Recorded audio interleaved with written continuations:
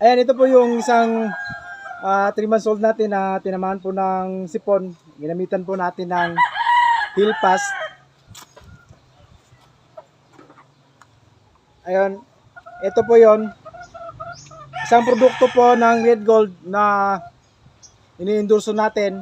Ito po yung ginagamit natin sa mga alaga nating sisiw na nagkaroon ng mga sakit tulad ng pisik, halak, tsaka coryza.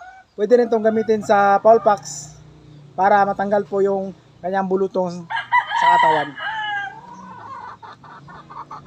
Ito po nung nakaraang araw is medyo matamlay siya, tapos yung mata niya is namamaga, kaya gamitan natin ng Helpas.